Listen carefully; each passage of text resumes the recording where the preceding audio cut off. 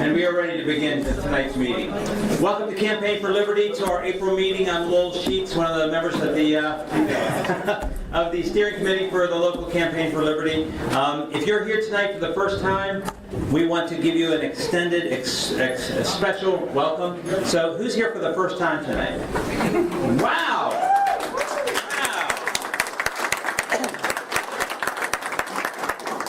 Awesome. That is just terrific.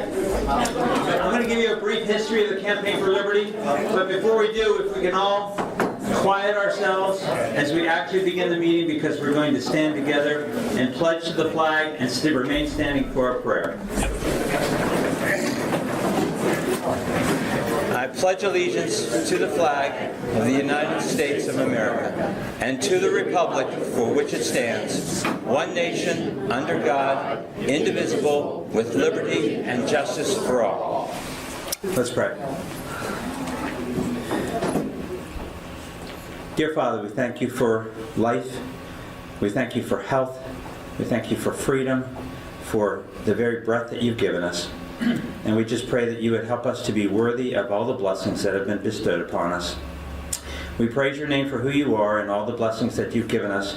We pray that you would bless this group, help us to go forth and to do your will, to show kindness to others, to make this world a better place for our grandchildren, and just pray that you would just preserve our liberties so that we might promote your gospel. In Jesus' name we pray. Amen. For those of you who have never been here before, I'll do a little bit of housekeeping. This is a casual meeting, but we do ask you that you be respectful of everyone, be a little bit quiet while everyone's speaking. Turn off your cell phones. I remembered, Mike. But put them on vibrate. We would appreciate that. But feel free to, at any time you need to. The restrooms are through that door and way in the back there. And also, Jerry's here with Knights of Columbus, and he's got coffee, tea, soda, beer, and wine. And we encourage you to partake of any of those things that you want to, and support the Knights of Columbus. We're glad that they let us be here. We do pay for the room, but they've been just great to us. And so let's give the Knights of Columbus a round of applause. That's for you, Jerry. Not that I expect a free beer or anything. I'm going to give you a brief history of the Campaign for Liberty. And Campaign for Liberty was actually born after the 2008 presidential campaigns and elections, when Ron Paul, in case you've never heard of Ron Paul, at that time a lot of people hadn't heard of Ron Paul. They even rented a blimp to help people tell people who he was. He's one of the most liberty-minded people in Congress, and he did not win the nomination, as you can tell. But what happened is a lot of people came out of the woodwork who either just hadn't been that active or hadn't realized that maybe there's even potential to be a candidate that they could actually be excited about. Actually, a lot of young people came out of the woodwork. It was a wonderful, wonderful thing. And so December of that year, about 10 of us met at Silver Spring Mining Company and formed the local Campaign for Liberty chapter. And that's when I first met Dave Pridgeon. How many of you guys know Dave Pridgeon?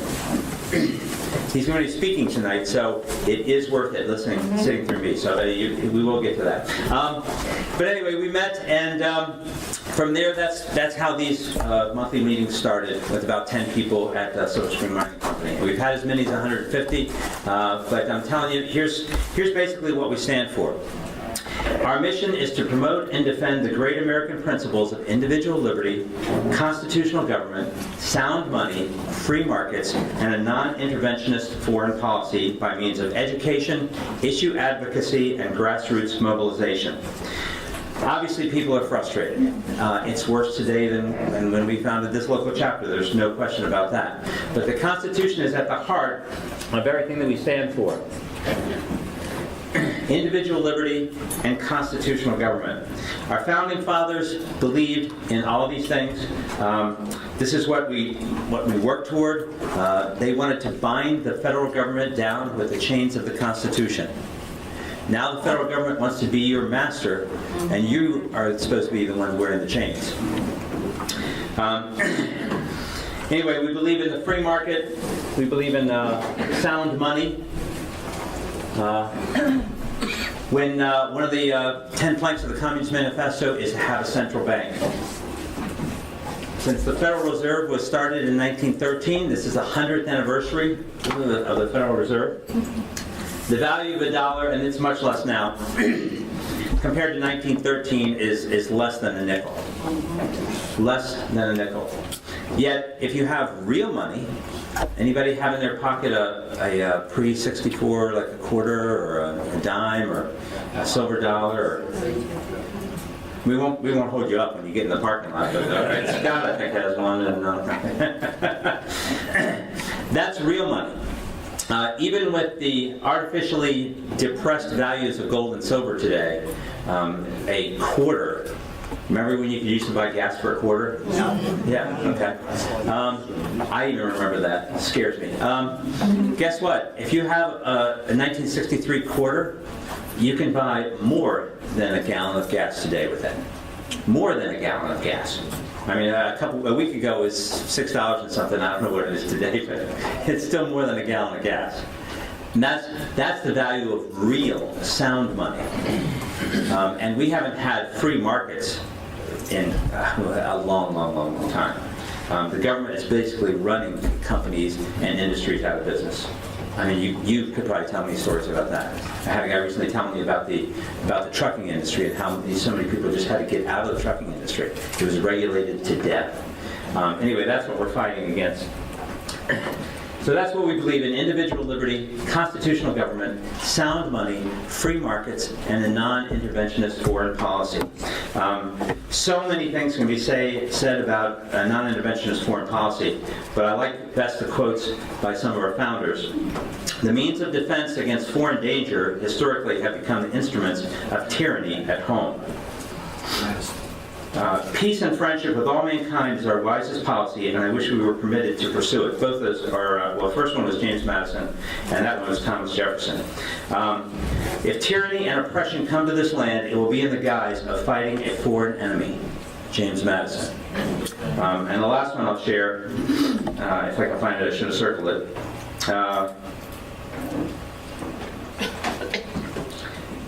Well, of course, George Washington. It is our true policy to steer clear of entangling alliances with any portion of the foreign world. And now we've become the foreign world's policemen with literally like 700 military bases around the world. I mean, it's just unbelievable. And we can't afford it. And we are creating enemies every day with the things that we do. And now they want to bring, drone strikes. Oh, people weren't, okay, whatever, innocent people die, innocent children die in Pakistan. Guess what? It's coming to a theater near you. It's coming to our country, okay? And it's very sobering, okay? And anyway, so that's why we believe in a non-interventionist foreign policy. But I hope that we found common ground here tonight, but some things you're going to hear are going to be about local issues that are very, very, very important, because if we can't win locally, how do we expect to win on the state level, and how do we expect to take back our country? And then some state issues, and then some national issues. There's some great stuff here tonight. So Vicki, if you would come forward, and she is going to show a quick little video. Maybe.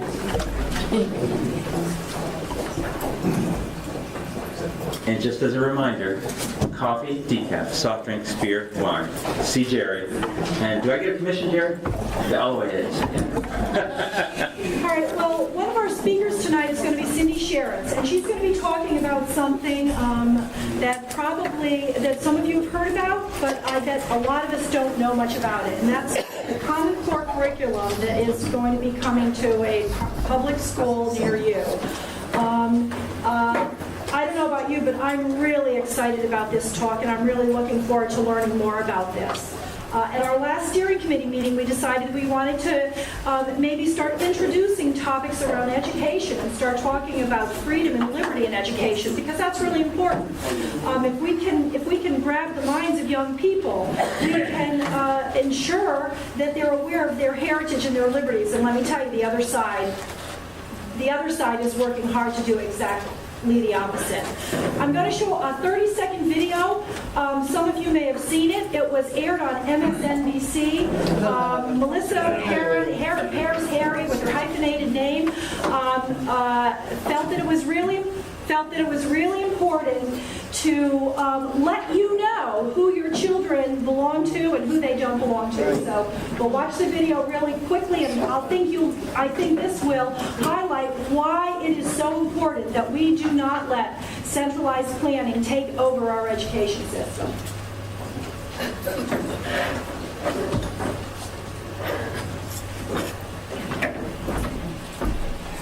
We have never invested as much in public education as we should have because we've always had kind of a private notion of children. Your kid is yours and totally your responsibility. We haven't had a very collective notion of these are our children. So part of it is we have to break through our kind of private idea that kids belong to their parents or kids belong to their families and recognize that kids belong to whole communities. Once it's everybody's responsibility and not just the households, then we start making better investments. So, mothers and fathers, the state wants your children, and we cannot let that happen. I find this dangerous and bold. They are no longer hiding their agenda. They're upfront about it. So, Cindy, take the microphone. I can hardly wait to hear what you have to say.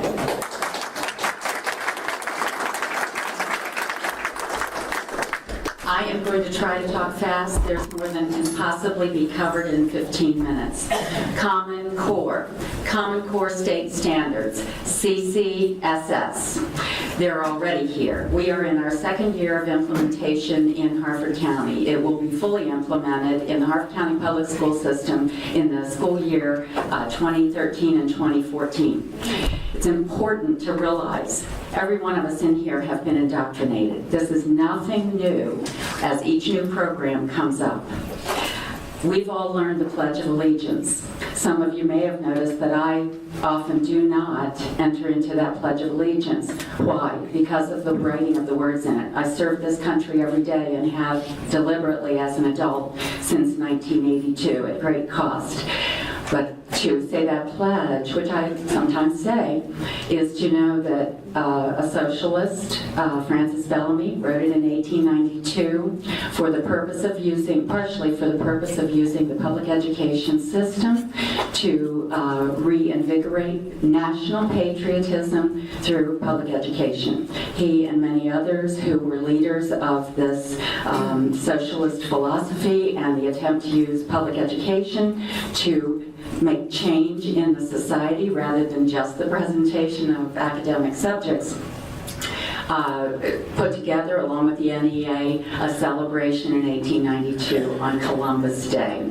So the reason I bring this up is often we say, oh, this is a new program, this is really dangerous. We have all come through some very well masterminded, highly paid for programs. And as we go through each generation, my generation learned fewer pieces of academic information and skills than the generations before me. And I know for certain many of the generations that are younger have been learning less all along since I went to school. When I became involved, one of the things was Goals 2000, outcomes-based education. Common Core is the same as that, only it's the adult.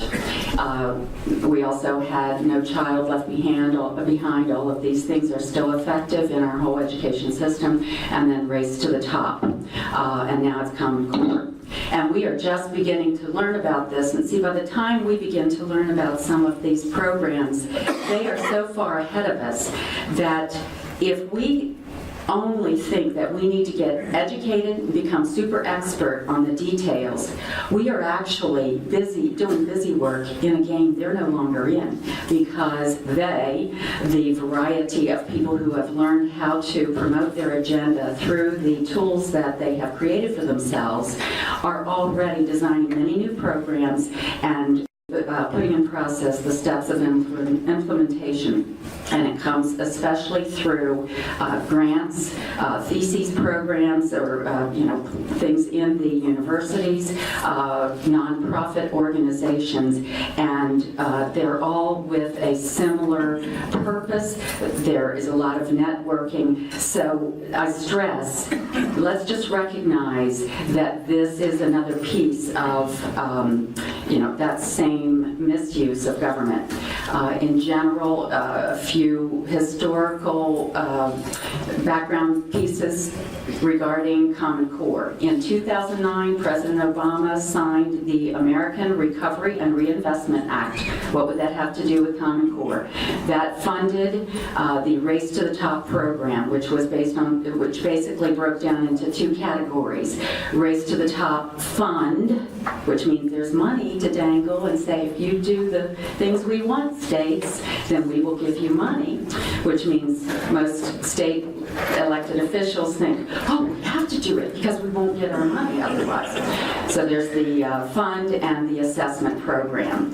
And so Race to the Top had a competition for the states to compete in order to get the grant money to begin their programs. And what do you think? Was Maryland one of the winners of the competition? Nancy Grasmick, who many have thought through the years is a very nice, neutral person. She is a major driver. Of course, she's retired now, but she was one major driver of these programs and of making sure that Maryland was involved in it. So we've been implementing it. We have the money to pay for the implementation. David Coleman is a man who had an organization called Achieve. He's at least a second-generation social activist, and he was the lead architect of Common Core. And then, of course, he hooked up, or his organization hooked up, with the National Governors Association, which sounds neutral, and Council on, I don't have this right in front of me, another large organization. And they were well funded by the Gates Foundation with at least $173 million. Many of the large companies have come in on this. Okay, that's the history. It's here. Let's have a few videos. These videos, it's just bites from them. Hopefully it will work out to patch them together. These are on a website called Teaching Channel, and it's so that teachers can be feeling, and excuse me, if there are teachers in here, thank you for your work, but this is a deliberate scheme, well-oiled training along with it. And again, I've been actually involved, or seeing firsthand some of the training through the years, not for Common Core per se, but this is to help teachers not feel intimidated by how they must implement the new plans. As a little history about the Core, it was unveiled in July of 2010, and at that time, two different organizations have really come together to try to make sense of how to elevate the learning of all students in the country. The National Governors Association, as well as the Council of Chief State School Officers, otherwise known as CCSSO, came together in order to create these standards. And they did this in some ways because they knew that other countries that were experiencing a great deal of success had a very clear set of standards in which to follow. And so this website, www.corestandards.org, is a wonderful resource if you want to know more about the history of the standards. Along with the standards themselves is the assessment component, and this component leaves a lot of questions for us still because it's still in progress. The assessments are still being written. So there are some things that we do know for sure about the assessments. One of the things that we know is that every state that has adopted the Common Core state standards belongs to one of two assessment consortiums, either the Smarter Balanced or the Park Assessment Consortium. Both of these consortiums are working to create assessments that give us some terminology that you may or may not be familiar with. But as we are learning about these assessments, you're probably going to hear words like computer-aided testing or CAT testing, which means that a lot of the assessments will be delivered on the computer. We also are hearing terms like next generation assessments, which means that these are trying to be different than what we have understood about standardized tests in the past. Also, implicit in these assessments is an aim to have a formative component, which means that students would practice the assessment as they go along before they give the final summative piece. As I think about the standards, perhaps one of the most important epiphanies for me has been to understand that common doesn't mean the same and that the standards are not curriculum for us. We hear that phrase, Common Core State Standards, and that word common stands out. And a lot of times we think common means that everybody is going to be doing the same thing. Everybody's going to teach the same thing, or it's going to be on the same page on the same day. There are only certain science labs people will be able to do, and that's not true at all. Because what common means is that we are all working towards a common goal. It means that we are going to start using common language in order to talk about what our students are learning.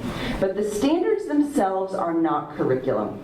The standards are very skill-based, and curriculum is what makes our work unique. So the curriculum that is in your district is not going to be the same curriculum that is in my district. So while we are all working towards the same common end in mind, how we get there, those curriculums, the vehicles that we take to travel that road, are going to be very different and very individualized to our students and our student needs.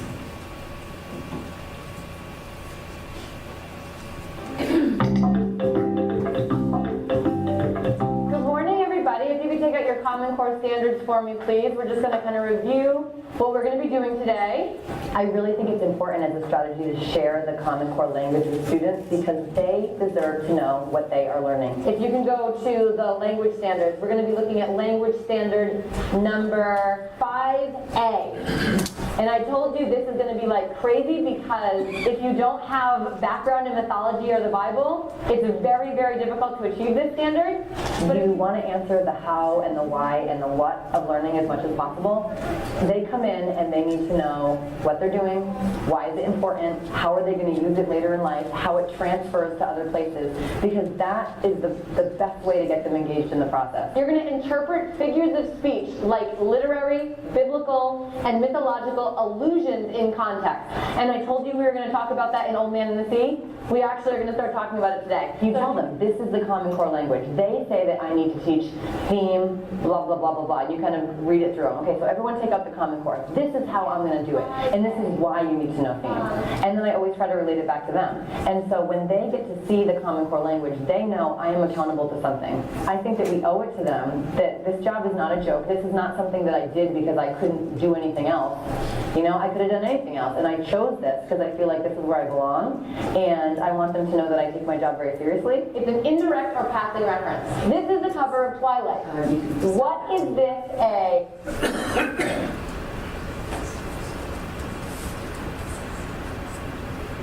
Good morning, boys and girls. Good morning. So today what I want you to do, I want you to think about those important words that we've been talking about in social studies. And once you have that idea of those words, or you remember those words, I want you to put your hand up and share those words, because we're going to create an anchor chart of those important words. Dakota? Federal. Federal. Yep. In the beginning of the lesson today, what I focused on was activating prior knowledge. We had talked about key terms that are identified in the document for the social studies government in Canada, but we wanted to give it a deeper meaning. And so the arts was that vehicle that helped to make that transfer of that prior knowledge into a newer area. So what we're going to do now is we're going to pick some of the words from the chart, and we're going to create a picture using your physical body. And what we call that is a tableau. Through the drama part of the arts, we created tableaus. And so those visual learners and those tactile learners actually got to use their body to physically create a still image. We then brought in a frame that created a viewfinder so they can hone in on certain aspects of that tableau. And what they really focused on was not so much the child's face, but more of the gestures that they were using. This time being a hand gesture that represented what those words mean. Thinking back to when we were doing our narrative writing, you had to find a voice in your writing. And so using certain words to kind of make your voice or your theme or your your story showed off the page, this is very similar. I thought the framing thing was pretty cool because we got to see a different point of view. Because with our normal eyes, we see what's beside us and in front of us, but with the frame thing, we just see dead on. You got a clear picture on what the keyword was, like say it was democracy. There were the figures on, it showed everybody had a say and what they believe should go. Lastly, the students were able to create. Thank you. So these can look like very creative, interactive moments in the classroom. Back in the early 90s, when my children were at Sharrettsville Elementary School, I saw the results, the fruits of this on a daily basis. I found myself sometimes 4 times a week in the school helping them have programs. I created a program that got countywide attention called Math Act because there was a deficiency, supposedly, in the children understanding math. And so I spent a lot of time in classrooms. I saw the confusion that was caused by putting children in the position of being masters of their own knowledge, and that was the phraseology, and they were team workers. And there was this super concentration, and even more so now in the Common Core, on trying to analyze your own learning, and on trying to not get hung up on a wide variety of content, but instead to try to feel the parts of some of the new things that perhaps you ought to believe. It's also disjointed. I thought that little girl said it well, because when we look through our normal eyes, I can't remember what she said after that, but this way we're just looking dead on. Even that little frame is to disconnect the child's mind from things that they already refer to. If they've been taught things at home, if they have any set of standards, and they're totally able to be manipulated. Okay, so the Common Core is promoted as rigorous. My answer to every educator and every system, our Harford County Board of Ed, you mean you've been spending all this money, bringing children into schools day after day, and it wasn't rigorous to now? High standards, same thing. Having competency assessments. It's universal, it's budget driven. We use international benchmarks. I noticed that we have pajama days in most of the elementary schools throughout the state. And we're concerned that we're not competing with Korea and other places. Complex tasks and complex text. Thinking critically, but more important than critically, or along with it, the new phrase now is deeply. And in fact, I didn't get to show one video where the lady assures us that this is no longer about a wide variety of content, because that's not so important. It's more to get rid, and in fact, she even assures teachers that they need to be less afraid of letting go of content and help the children focus in one area deeply. And this is all to be college and career ready. It's mathematics and it's language arts as far as the major categories right now. And another example, here we go. Mathematics, the new words now are domain, standard, and cluster. So they have figured out a new way to categorize mathematical information that we didn't have before. So now it's the key.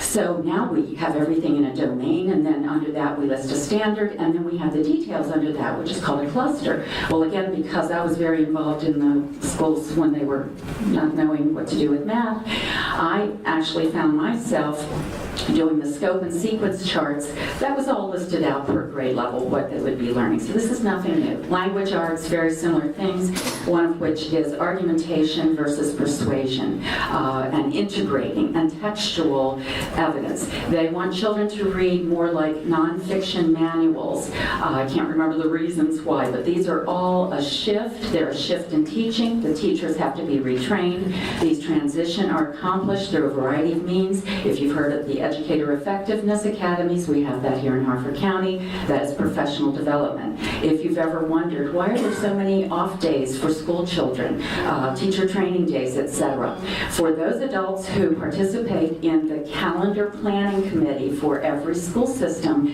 one of the things you have to program in there is certain teacher training days. Well, all of these teachers went to school. Some of them graduated not too long ago, and they got indoctrinated in whatever was the latest methodology. But it always changes because they're always implementing the next step, and that is what teacher training is for.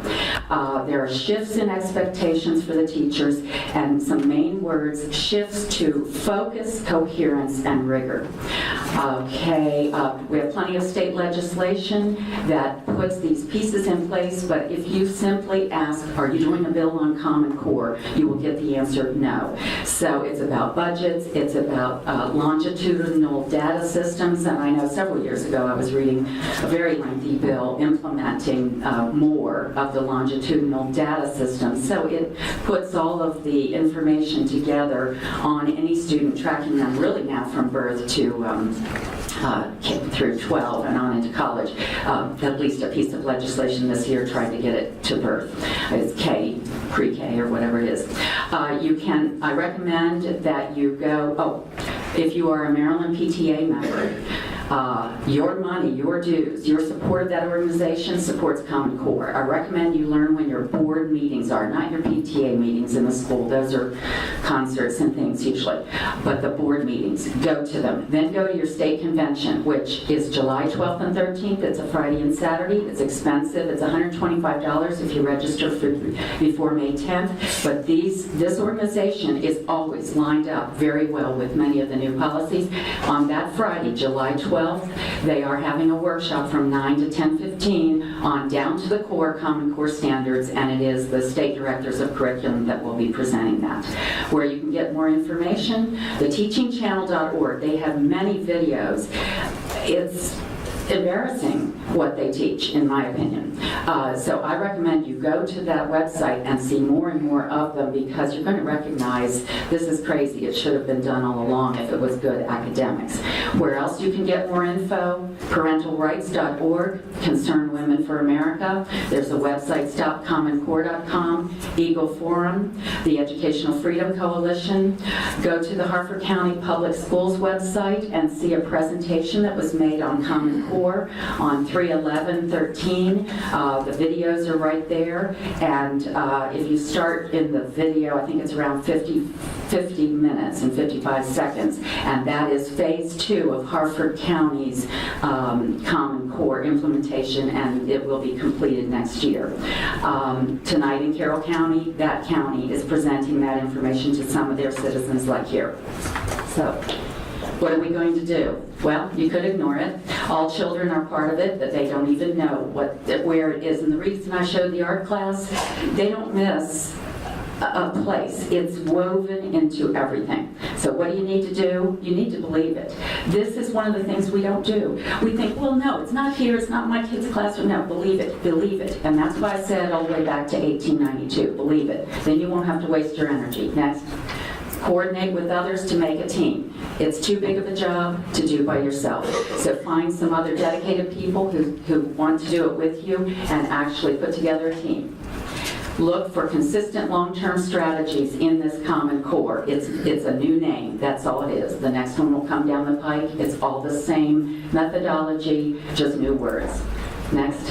And then design your own coordinated laser beam strategy. You won't hit it all, but at least you will do something. You'll expose legislators, you'll expose budget issues, you'll encourage teachers who are not wanting to give into it, and maybe you'll wake up some parents. You could also homeschool. Thank you. Well, I might take questions.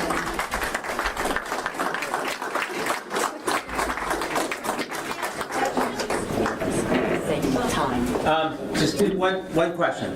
Someone? No, over there. Okay, go ahead.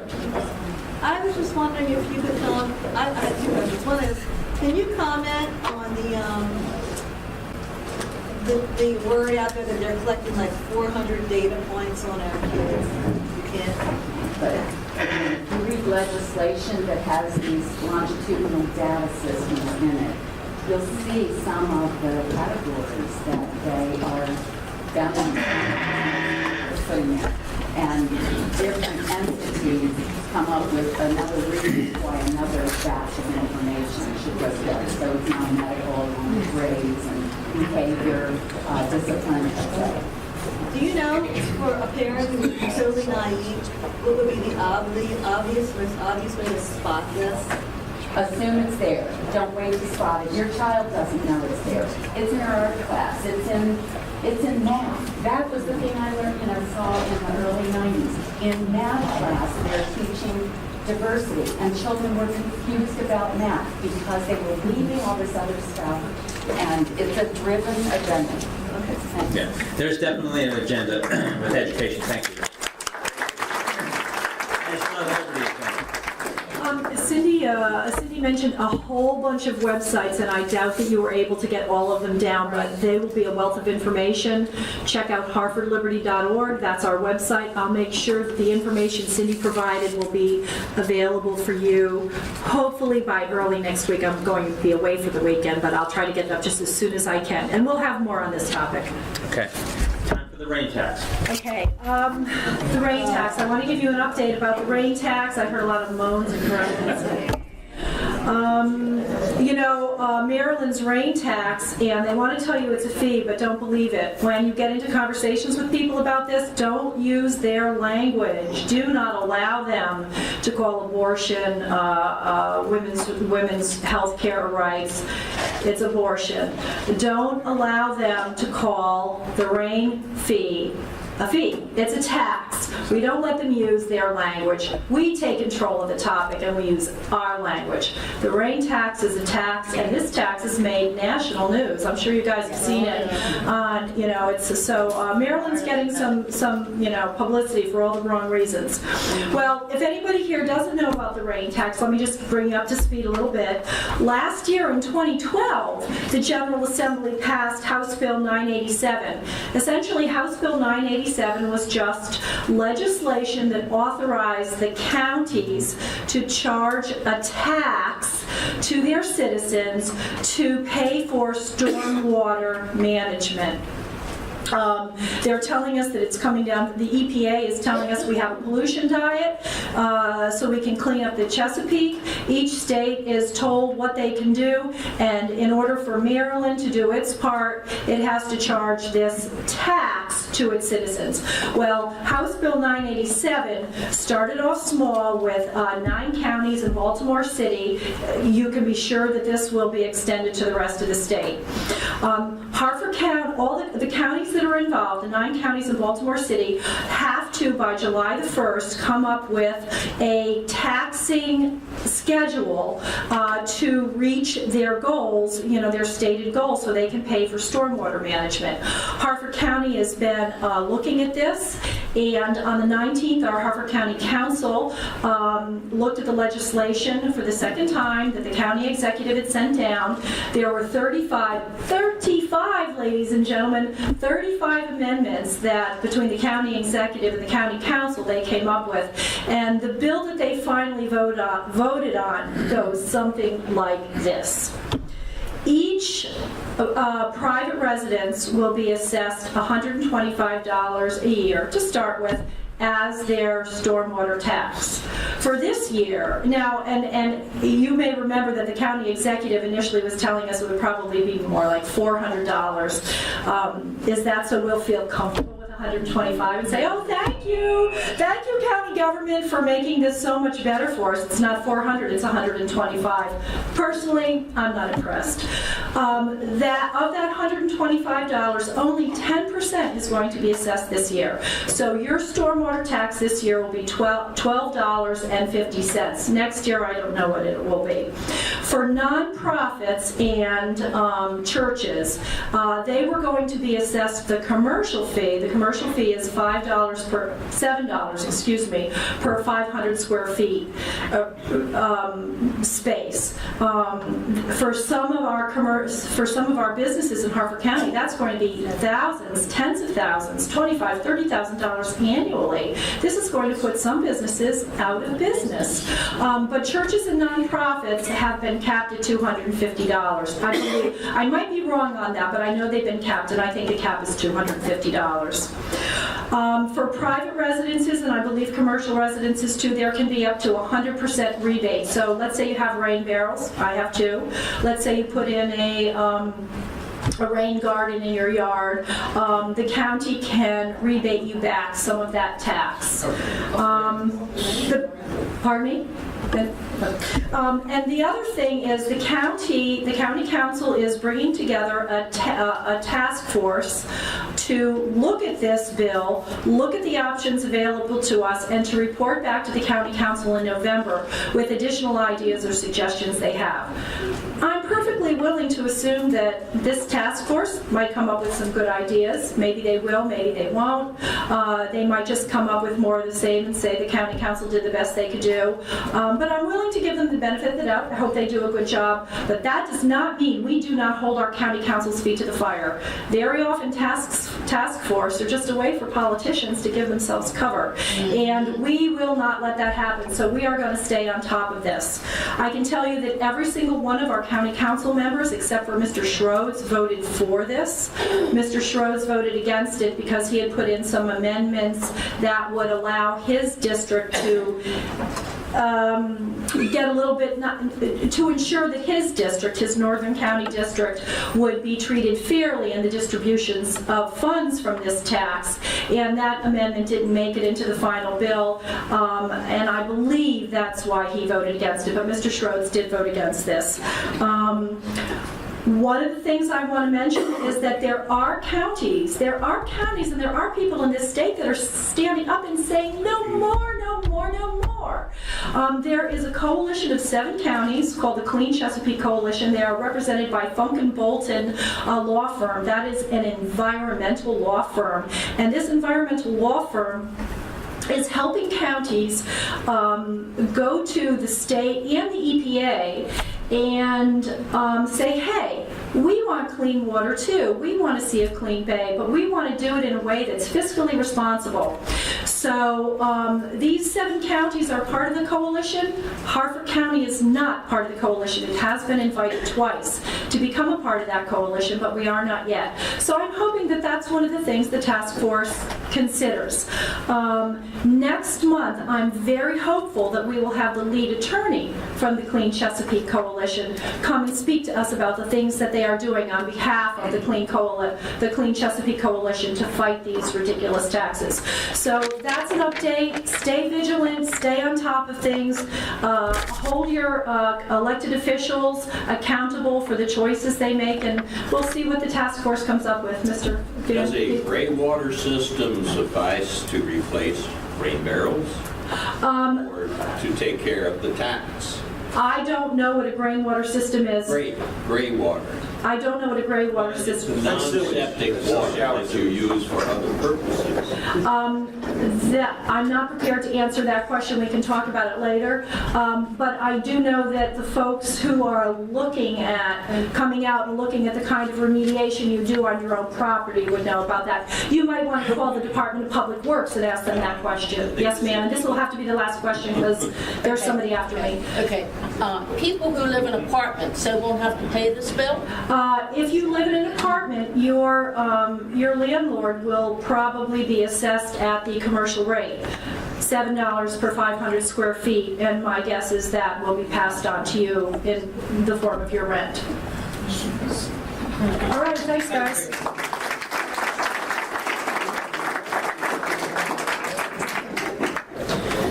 If you don't come to Campaign for Liberty meetings prepared to get mad, then you're just not ready for the meeting. But we have some bad news and we have some good news in this next talk, and it's from my favorite person in Campaign for Liberty, Dave Pridgeon.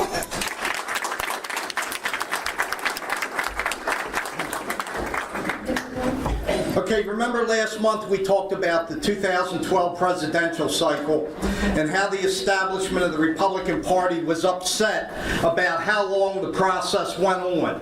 That they were unhappy that so many different candidates, whether it was Michelle Bachmann, Rick Perry, Herman Cain, Newt Gingrich, or Rick Santorum, each for a period of time got some traction and had their moment in the sun.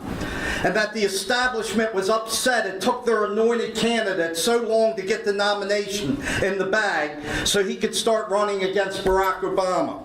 For the longer the process went on, Mitt Romney had to continue catering to the conservative base of the party and could not start his moderate message for the general election. So the party determined this could never happen again and set about changing the rules by which the presidential cycle operates at the Republican convention. We covered this last meeting.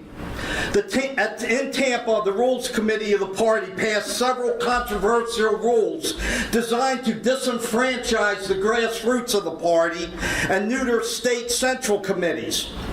These rules directly affected the state central committees. Now, when we went through this last month, I saw a number of people were glassy-eyed when we were going through these rules, okay? Because they're complicated. For instance, one rule that got changed was Rule 40, which said that in order to be nominated from the floor, a presidential candidate needed to have the majority of delegates for 5 states. So let's put a face on this, okay? Let's suppose somebody's running for president of this group. We run by committee, but just say that's the way it is. And let's say the bylaws say, in order for you to run, you have to have citizens from 5 portions of this county sign an affidavit for you to run, okay? So suppose a person comes to me and it's Sam Fielder, and Sam says, Dave, here's my 5 people, and as a matter of fact, since the rule's 5, I'm giving you 6 people, okay, that's giving me an affidavit, all right? And I'm looking at it. Scott, what are we going to do? Sam Fielder wants to run for president of the group. He's got the required number of signatures, but you know him, he'll be talking about crazy stuff like drones flying over his farm and what to look at settlement times and stuff. We can't have that. What are we going to do? I know we can't have people like him in our party. I know what. Let me call my buddy Lewis. He'll fix it.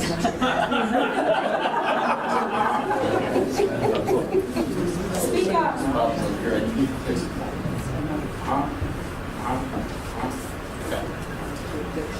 Lewis tells me. Speak loud. Lewis tells me that we can change the rule from 5 to 8, so Sam's done.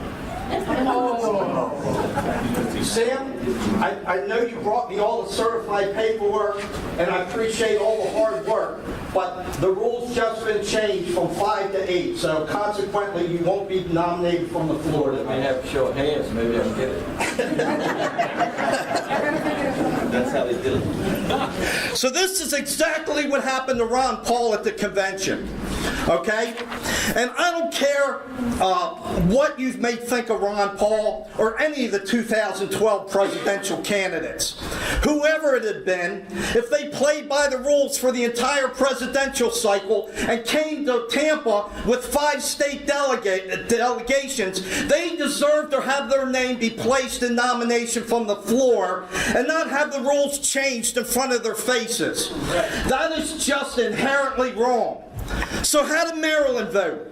Every state and territory is represented on the Rules Committee with 1 vote. Our committee man, Louis Pope, not only voted for the changes, he was instrumental in ramming these rules changes through. And he was thanked by John Sununu from the podium of the convention for his efforts on behalf of the establishment. Well, what happened in Tampa didn't stay in Tampa. 2 weeks ago, on April 10th, at a meeting of the Republican National Committee in Los Angeles, a vote was held on a resolution sponsored by Morton Blackwell, the Virginia representative on the Rules Committee. He had a resolution to revert back to the 2008 rules for wiping out Tampa. The resolution lost by a vote of 28 to 25. Maryland, via Louis Pope, once again voted for the party establishment. Who were the states that put the establishment over the top and stabbed the grassroots in the back last week? They were the blue liberal states like Connecticut, New York, Massachusetts, New Jersey, Illinois, Washington, and Maryland, to name a few. They were the states where limited government, as envisioned by the Founding Fathers, is essentially dead, and the Republican Party is the weakest. After the meeting, the Tea Party group Freedom Works stated, what, quote, while the grassroots wasn't successful in all their endeavors, there are some positive outcomes from yesterday's events. The new committee chair promised to continue to bring the subject up until we get full repeal. This will be a difficult task with the current delegate makeup of the RNC, but having leadership that will not let the subject die is a good first step, unquote. So I want to stress what they just said, quote, this will be a difficult task with the current delegate makeup of the RNC. So we need to change the delegate makeup. So how do we in Maryland do our part? We need to replace Lewis Pope. And what does that mean? It means replacing the head of the Maryland Republican Party. So over the last 5 weeks, the Forces of Liberty in Maryland set out to do just that. They selected a Liberty candidate to run for Maryland Republican Party chair. That candidate was Collins Bailey. Yes. For a little information about Collins, I will quote part of an endorsement written by Harford County Central Committee member Dave Tritt. Quote, Collins is a lifelong Republican who has devoted much of his life to grassroots activism. He is a family man who has been married to his wife Pamela for 40 years and has raised 4 children. He is an entrepreneur who built his company up from the ground with only $2,000 straight out of high school, and it now does over $6 million sales annually. Mr. Bailey is involved not only in politics but in his community. He leads a local prison ministry and is active in many other community activities. And by the way, he's led that Christian ministry in prison for over 30 years. Collins served 4 consecutive 4-year elected terms on the Charles County Board of Education. So, last weekend, the Maryland Republican Party convention was held, and despite a valiant effort, the Liberty Movement fell short of grabbing the chairmanship of the Maryland GOP. The vote totals were as follows, and this is on the first ballot. Diane Waterman, who was Lewis Pope's hand-picked candidate, 264. Collins Bailey, 207. And Greg Klein, who was also an establishment candidate, but anti-Pope, got 75. Waterman did not get 50%, forcing a second ballot. The second ballot put Waterman over the top. Waterman, 284. Bailey, 225. Klein, 35. Following the vote, tears of relief streamed down Lewis Pope's face as he was so frightened of losing his position of Maryland National Committee man. 5 candidates then ran for vice chair of the party. The Liberty contingent then ran Collins Bailey once again and was victorious on the first ballot. The first vice chair in Maryland is now occupied by a firm supporter of our issues. Something tells me it will now be a far different tone at future state executive committee meetings. In addition, the race was to fill a chairmanship vacancy left by the resignation of Alex Mooney. The term expires 6 weeks after the completion of the November 2014 elections. So we should be in a good position to make another strong run for the chairmanship then. Maryland Liberty activists yearn for the day we can remove Lewis Pope as National Committee man and change his tears of relief to tears of pain. Thank you.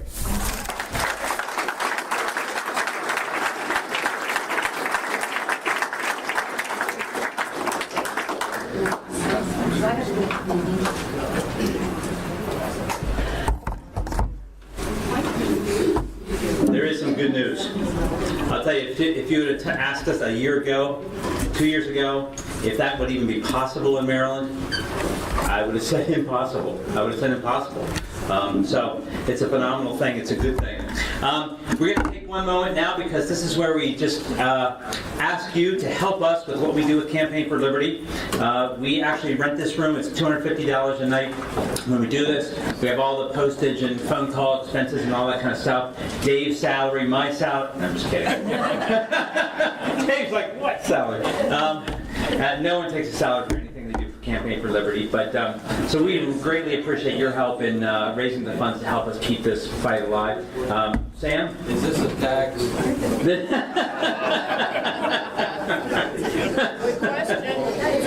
No, this is completely voluntary, not like any of the other things that we've been talking about. And I do want to recognize, once again, all the people that are here for the first time tonight. We have raffle tickets that say they're a 50-50 raffle, and our t-shirt is 100% cotton, so I really don't know how that really blends. But anyway, we do have a Campaign for Liberty t-shirt. There can only be one winner. No one else is a loser. You're all great because you're here. But there's only one winner, and that winner must be present to win, 109-081. 081. Yay! All right, look at that. Woo! I'll bring it to you, and I will begin the process of, I'll bring it close to you. If you need to trade it for another size, you may. I will start passing these around. There's several others of them. Feel free to... almost made it. And we thank you in advance for helping us out tonight. This is one of my favorite times. It's open mic night. Open mic night? That sounds like I'm at a nightclub. It's open mic time. And we've got a couple quick speakers.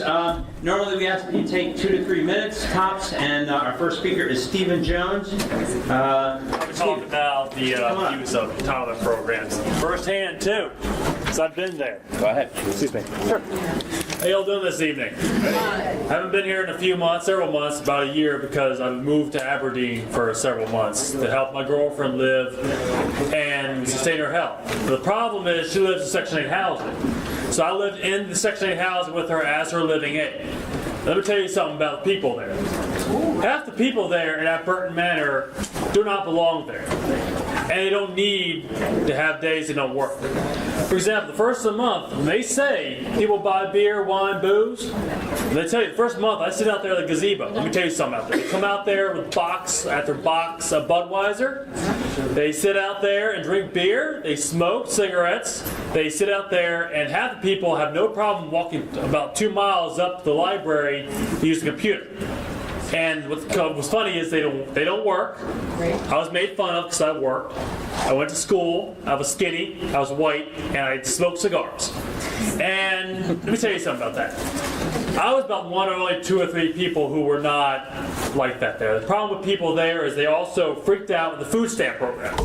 When they took $1 average off everyone's food stamps, the community there freaked. Let me tell you something. They just went out there and they snapped people's heads off. They were angry that they lost $1. What's the price of a large Snickers bar, do you know? It's over $1. One Snickers bar costs more than $1, the large one. And they're freaking out for $1. My tax-paid dollars, I put to them to live there. And overall, basically, when it's election time, I'll finish up with this, is they made fun of me for being a Republican, for telling them that I support you guys live there. Their response was, well, no, you don't. It comes from, they couldn't answer that question. I just told them, hey, I pay for you to be there. Don't you make fun of me. But I worked 8-hour days at John Carroll with Central Building Services. And let me tell you, and they do not respect me. And half of them can't get a job. But the truth of the matter is, I will sum up in a nutshell, they say entitlement programs help people. It does not. It makes them lazy, worthless, and basically not appreciative of all of us who do pay for them to live there. So thank you all for your time. Have a good night.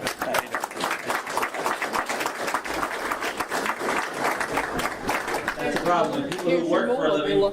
Thank you. You're welcome. When people who work for a living are overrun by people who vote for a living, that's a real problem.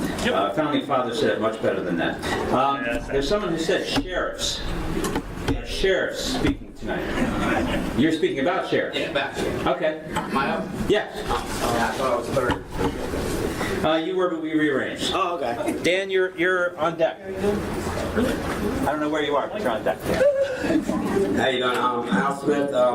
Anybody go to the Sheriff Citizen Summit in Delaware a couple weeks ago? No, I'd love to hear about that.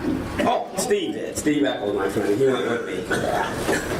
Anyhow, the Institute on the Constitution is running a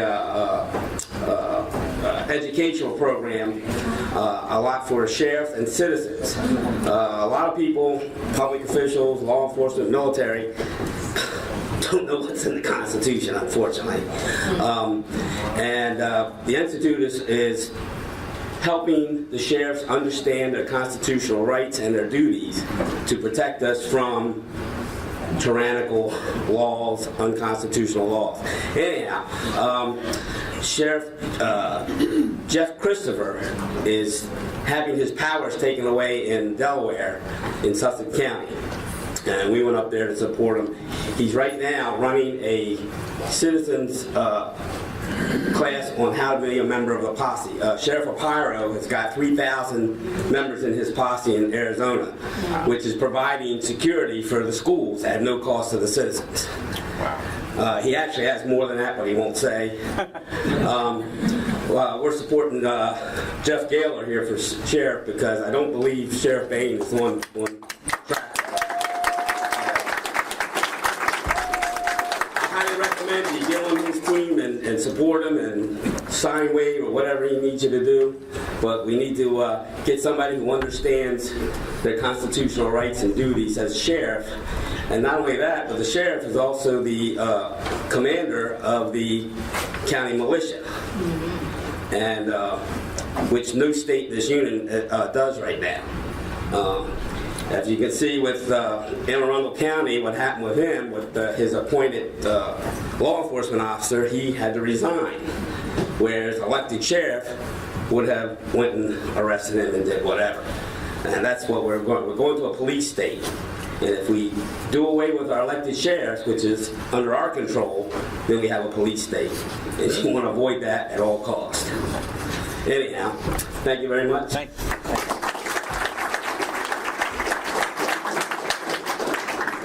And I'm still upset, Jeff, I did not win the Ray Lewis autograph thing, so I'm just saying. More opportunities coming. Don Galuzzo, is Don here? Are you Don? All right. I've got 4 minutes. Oh, that's good. Thank you very much. I want to commend all of you. You're patriots, and that's a wonderful thing. I'm Dan Galuzzo. I lived in Hartford County for over 40 years. I worked at National Security Agency. I was a field operative for some years. I know what these fellows are up to. What I've looked for is this. I believe each and every one of us is in imminent danger, and I'll show you how. You saw what happened in Boston without a warrant, without real reason, with the objective of everyone being made safe. They told people to come out of their homes with their hands up. And people did. Now in Baltimore, we just had a shooting last week. And the man escaped and he was running around the city. I have an architect firm and my associates here and we work in the city. It didn't take us to shut down the entire city of Baltimore. It didn't take us 19,000 policemen to try to hunt this man down. They found him. People were helping. I'm concerned for this reason. This was a drill. Yes. It was a drill to show that they could shut a 2 million population city down. They know where we all are. And so I'm saying, what are you going to do about it? You're going to sit at home and you're going to have your guns in your hands and say, they can't touch me. They can't make me buy health insurance. They can't make me buy big sodas, drinks. They can't make me buy light bulbs we don't want. They can't do anything. You're going to sit at home and say that. Well, they can, and they are doing that. And what I looked into is the Constitution of Maryland, Section 9, Article 9, Section 1, allows for a voluntary militia. I'm trying to pull them all together I don't want funds. I don't want anybody to donate. I want cooperation from people so we can protect ourselves. We are all in imminent danger. I feel Paul Revere-ish almost riding on another horse saying, they're coming, they're coming. And the reason why the British left is, number one, they wouldn't have left if the colonists didn't have weapons. We had weapons. Number two, we had a wonderful system, as primitive as the times were. We had a system of neighbor to neighbor to neighbor, and within one reach, 2 people got other 2 people. And before you know it, 50 people showed up with weapons in hand. I'm not advocating violence. What I'm saying is there are means that we can protect ourselves when they do this, and they will come for your weapons. And I want to quote a couple things for you very quickly, and thank you very much for your time. I hope I'll be allowed to give more detail, because these subjects take a little bit longer than 4 minutes. But first, we must register all the weapons and make certain everyone is safe. Next will be, all the weapons must be confiscated. That was Adolf Hitler. The same words were said by Joseph Stalin. The same words were said in Cuba. The same words were said in Australia. In Australia, they registered all the weapons and they allowed you the choice. Confiscate or turn them in. And we'll pay you to turn them in. And once that we do not have weapons, we cannot protect ourselves. But one-on-one, we cannot protect ourselves. The strength of this country is in the good nature of the people coming together and helping each other. We don't have to be violent, but if our presence is there when they're doing things, and we have an alert system, and we all show up, and we have videos in our hand, they back off. Now, it's nice that we have the vote. I want to quote one more thing about our voting system. God bless it. I hope it preserves. I really don't care who organizes the vote. I care who counts the votes. That was Joseph Stalin, and it's true today. I wish that you would allow me to come back with some more facts and details. There's not a lot of time. I worked for Congressman Clarence Long. Some of you remember him. I was his legal adjutant in Washington for 3 years, and with the National Security Agency. I really do know what these people are up to. I want to share it with you. It's at a time that we must protect ourselves. The policemen do not guard us, they watch us. We are already in a police state. We are already in Russia. Martial law. So I thank you very much, and God bless all of you. God bless our country.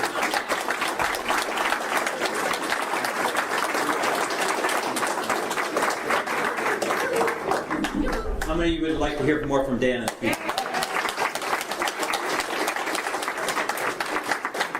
The one person that didn't raise their hand, you don't have to come back. We've already talked about that, so that's something that probably will happen. So thank you so much, Dan, for being here. You've got a wealth of things to share with us, and we'd like to hear them. Continuing on the gun control update theme, Jeremy is going to give us an update on that as well.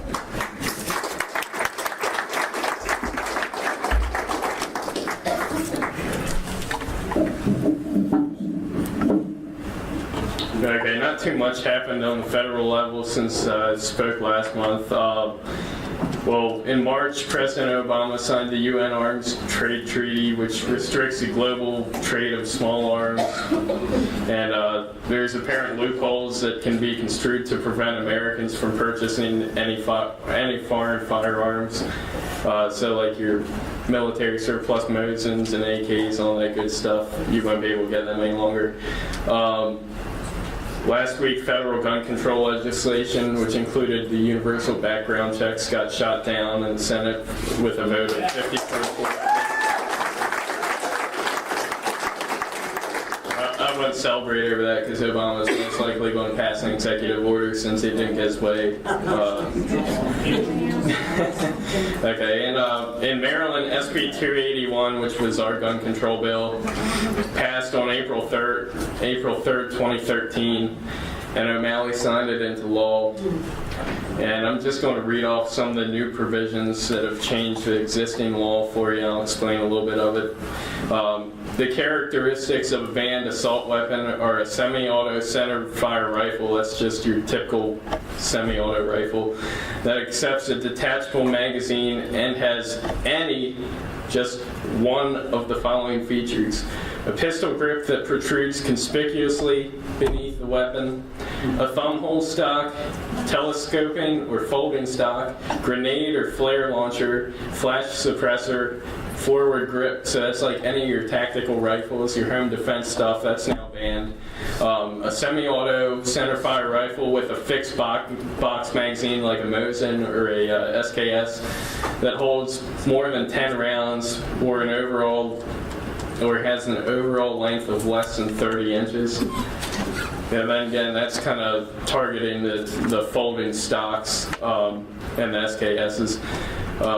A semi-auto pistol that can accept a detachable magazine with any of the following features. Again, a threaded barrel to accept a flash or sound suppressor, a forward grip, a barrel shroud, which protects your hand from getting burned. It goes over top of the barrel.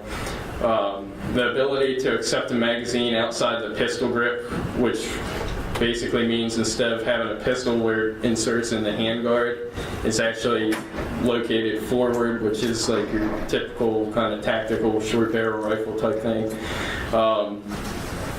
Semi-auto pistol with a fixed magazine that can accept more than 10 rounds. And I think this one was aimed at revolvers. However, revolvers don't have magazines. It's a cylinder. So I think you could probably get away with having a revolver that has more than 10 rounds because the law's written wrong. A semi-auto shotgun with a folding or telescoping stock and a pistol grip, thumb hole stock, vertical hand grip, or a revolving cylinder. So basically that bans like your street sweeper, military style shotguns. The Sega 12s are pretty much banned under that if you have the pistol grip and the folding stock and all that stuff on it. Same with Benelli M4s or M9. Banned firearms are grandfathered in, however, they must be registered with the Secretary of State Police before November 1st, 2013. And the law goes in effect October 1st this year, so you have a month to comply. And from my understanding, if you already have an AK or an AR, it's already registered if you went through a 7-day background check. So I think this is more targeting stuff that's like pre-banned from 94 or prior to 94. Magazines larger than 10 rounds can't be manufactured, sold, purchased, or transferred within state bounds. And also they added it can't be offered for sale because as the law is now, it's 20 rounds. And you can offer it for sale, but you got to transfer it over the state lines. But now you can't even offer it for sale on the internet. Your typical assault weapon styles and clones, which are like knockoffs of different brands that are banned, or like your ARs, your AKs, Galil, FN, Barrett 50 cals, and there's a couple other ones in there that are more specific that you can look up online. An assault weapon can no longer be transported into Maryland. I take it that means that if you're going from PA to Virginia visiting relatives or going hunting or something, you have to go around Maryland through West Virginia. I know some people read that part of the law as if you own in Maryland, you can't take it to the range, but it says into Maryland, not in Maryland, so that makes it sound like it's a border issue. A license is now required to purchase, rent, or receive a handgun. So if you go to Horst McCann and you want to rent a handgun, you have to have a handgun license just to rent the damn gun. You have to pay for it. Yeah, you got to pay. The license requires 8 hours of classroom instruction, qualification on use and proficiency of a firearm. You have to pass a federal and state background check with fingerprints, just like you do for a concealed carry permit, except for you don't get a permit. And the license is a non-refundable fee of $100 for 5 years. And they say you'll be provided, it'll be provided or denied within 30 days, but I kind of doubt that because the background check for handguns is 7 days, took me 43, and now it's up to at least 66. It'll most likely open up another bureaucratic department in the Maryland State Police. I just said they won't be ready for the influx of people needing licenses. Right now, there are about a half dozen officers in charge of gun background checks, and like I said, they can't keep up with the influx they've had since the Sandy Hook tragedy. And, you know, if they can't keep up with it now, how will they keep up with it when every citizen that wants a handgun has to get this license or just wants to rent one at a range? The police, military, and feds, of course, are exempted from certain provisions of the bill, such as magazine capacity and background checks, and I think most of it, as long as they're on duty, from what I understand. There's 3 ways to fight the Maryland gun grab: at the ballot box, in the court, and voting with your feet. We can easily get the signatures for the referendum, but the wording on the ballot can mess us up like it did last election cycle. And also, you know, we do live in a liberal state, and even if we do get it on the ballot, doesn't mean we're going to win it, because Montgomery County, Howard County, AA, Baltimore City, they're all really liberal, and they can overnumber the conservative voters. Last week, Delegate Neil Parrott, who ran the petition drives a year or two ago, he said he's not doing referendum against Maryland's gun control because he thinks the issue should be fought in the court because it's blatantly unconstitutional. It's basically a poll tax for a right. And, you know, well, he thinks it's good to fight in the court. That has drawback too. The courts are corrupt politically. You know, you get a liberal judge, like with the concealed carry. Sure, one judge might say it's legal for you to conceal carry, and then somebody goes to a higher court or another judge and they shoot it down. And that gets held up in the Supreme Court, so that's not good either. And then with all the tax and fee increases this past session, I've absolutely had it with this state. I'm moving to PA by the middle of the summertime. And I'll still fight down here politically because this is where all my friends and family are, but have better gun rates up there, lower taxes, everything's cheaper up there. So I'll be moving right over the border. And I listen to BAL every day, and there's people after people calling in saying they've had it with the state. The gun control is the final straw. And then it's essential that we continue to fight for our Second Amendment rights. If we allow ourselves to be stripped of our arms and only police and military have guns, we'll be victims of the police state. The scenes of martial law in Boston included armored vehicles such as the MRAPs, heavily armed military and SWAT illegally searching houses with residents at gunpoint. This is a preview of what could happen on a larger scale if citizens are unarmed. Gun registration could also lead to a similar scene with door-to-door confiscations. Where do you draw your line in the sand? And then I got two announcements real quick. Our friends over at Maryland Liberty PAC have been fighting for your Second Amendment rights and will continue to fight. And they got 2 things going on. One is a ladies-only shooting event up at Horst McCann here, right around the corner. It's Saturday, June 1st, 2013, from 8 a.m. to 11 a.m. And it's a breakfast and bullets type event.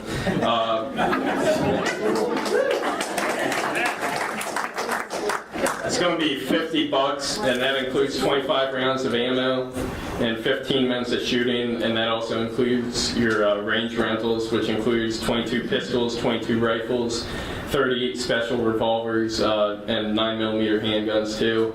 And this is back with Vicki and Sharon. Does it include pictures of O'Malley to put down there? No, it includes targets. Yeah, so if you're interested in the shooting event, see Vicki and Sharon's pink slip on the back of the table. We have signed waiver, range rules are back there, and we need a little bit of information. And then second thing, they're raffling off a snub-nosed 357s, a Smith & Wesson with a matte satin finish and a polished wood grip, 2 1/8 inch barrel. Real nice gun, I've seen pictures of it. Goes for $760. Raffle tickets, there's only 300 of them for $5 each. All state, federal, local laws apply. Yeah. And the $5 raffle ticket includes the cost of your background check taxes, so you're not going to have to pay anything in addition. You just might not get it till like December or January. Jeremy, can I just add on Delegate Parrott? I don't think it's so much that he believes that we will win in the court. He is, however, concerned that if our God-given liberties, which are confirmed in the Second Amendment in this case of the Bill of Rights, if those are given to the people to decide, we will have let them be God. And once they approve or reject, which is what the referendum article says in the Maryland Constitution, then they will have been given the power to decide what is a God-given liberty. Gotcha. So he sees that as dangerous. Many people have conferred with him, or he has conferred with many organizations. So that is something to think about. Okay, does anybody have questions? What if you're someone who doesn't know how to use a gun and you want to go to tricks and bullets? Yeah. During the fundraiser, there's going to be a safety briefing beforehand, so if you've never shot a gun before, that's cool too. You know, there's going to be plenty of new people there learning how to shoot, and that's what this is all about safety and education. Yeah, Vicki. Ladies, for the fundraiser in Horston McCann, we're selling 56 tickets to that. So there will be 3 hours for ladies to shoot in teams of 2. Each team of 2 will get a half an hour. In the range, if you're not an experienced shooter, you'll get all the training you need from the Horston McCann people. We're going to be serving a lovely breakfast. We're going to have folks there to keep you updated on what's going on with fighting the gun legislation up to that point. It'll be a great morning fellowship. It'll be a lot of fun, and I really hope you ladies will come out to get to know us, to get to know each other, and to be patriots fighting against the tyranny that is coming our way. So please join us in this fundraiser. It's important, and it should be a lot of fun. And the tickets are paid. Oh, ladies, if you want to bring a gentleman, you can, but gentlemen can't come on their own. Thank you.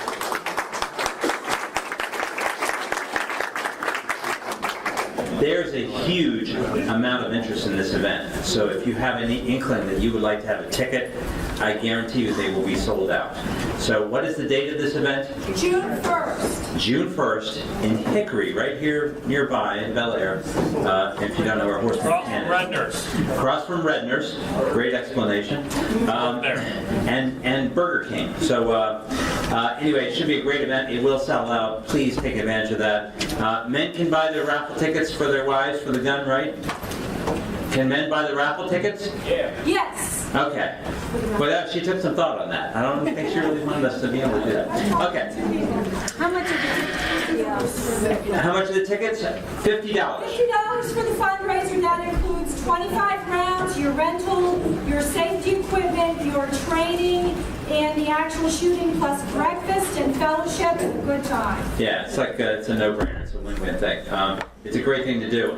Even people who do know a lot about guns probably aren't going out and shooting as much as they used to. It's just a great thing to be doing, just to keep yourself up and familiar and as safe as you can possibly be with the guns that you do have. So I highly recommend it. Our last speaker tonight, well, not our last speaker, but almost our last speaker, is going to talk about one of the most powerful weapons in the Liberty arsenal, and that's nullification, and that's Scott DeLong. Scott DeLong.